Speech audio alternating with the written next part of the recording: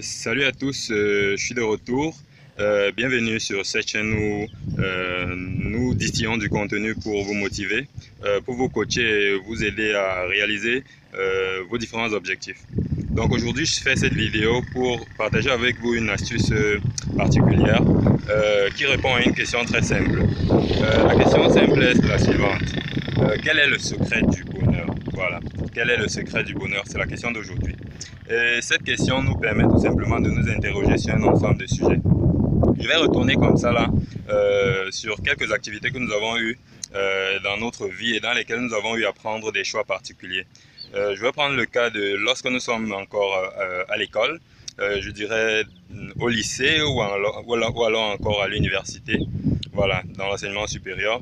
La plupart du temps, nous recevons de nos parents des conseils du genre ne t'intéresse pas à la jante féminine, concentre-toi sur ton travail car celles-ci vont te détourner de ton objectif principal, on va le dire ainsi.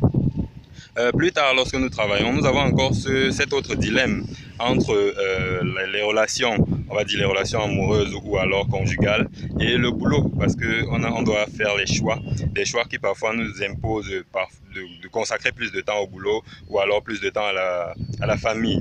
On a également cet autre dilemme-là entre prendre soin des personnes qu'on aime, de notre maman, de notre papa, de nos frères et de nos sœurs, et de se concentrer encore une fois sur le boulot. Donc ce sont des questions comme ça qui nous permettent de nous interroger aujourd'hui quel est le secret du bonheur.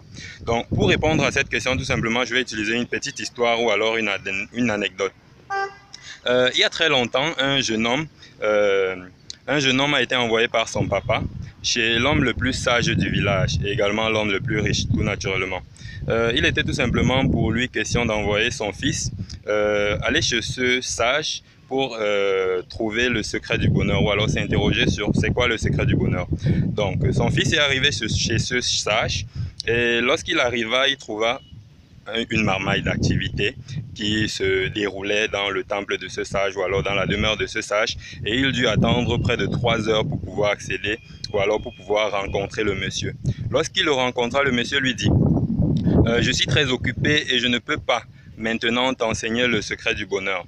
Mais en attendant que je termine ce dans quoi je suis engagé, je vais te demander de faire une chose simple.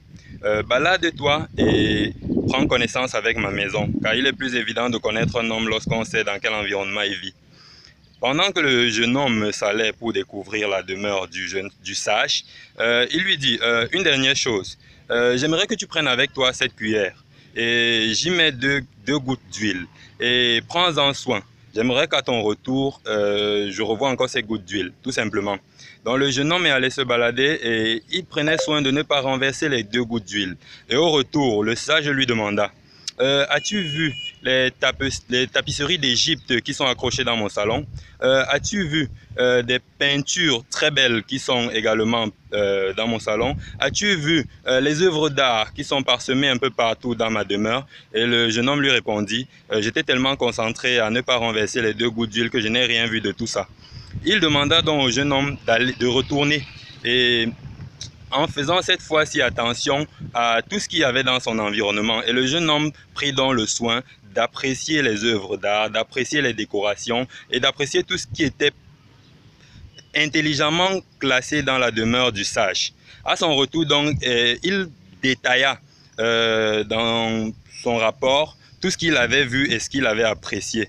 Et le sage lui demanda en passant, où sont mes 2 gouttes d'huile? Et il se rendit compte que, en observant tout ce qu'il y avait autour de lui, il n'avait plus fait attention aux 2 gouttes d'huile et celle-ci s'était versée. Donc le sage lui répondit donc, tout simplement le secret du bonheur, c'est d'apprécier tout ce qu'il y a autour de toi, tout en faisant attention à ne pas renverser les 2 gouttes d'huile. Donc aujourd'hui, ma leçon pour vous est simple. Les 2 gouttes d'huile sont ce qu'il y a d'important en termes professionnels. Ça peut être votre boulot, ça peut être l'école, ça peut être je ne sais pas quoi, votre projet de vie, etc. Et tout ce qu'il y a autour, notamment les œuvres d'art et toutes les décorations très jolies, ce sont les autres choses qui font que la vie est celle qu'elle est, qui font que la vie est belle. Ce sont tout simplement la famille, ce sont les amis, ce sont les épouses, et tout ce qui a comme foisonnement social dont l'homme jouit.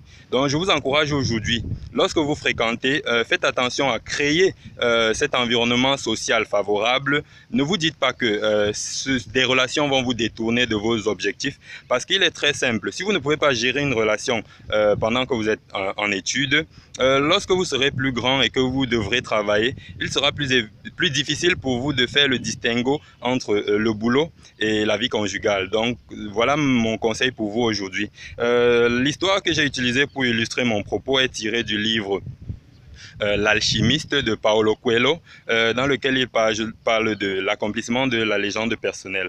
Donc je vous encourage aujourd'hui à faire attention à tout ce qui est connexion sociale et également à vous concentrer sur votre boulot qui sera ici dans votre cas les 2 gouttes d'huile. Merci et à bientôt pour la prochaine vidéo.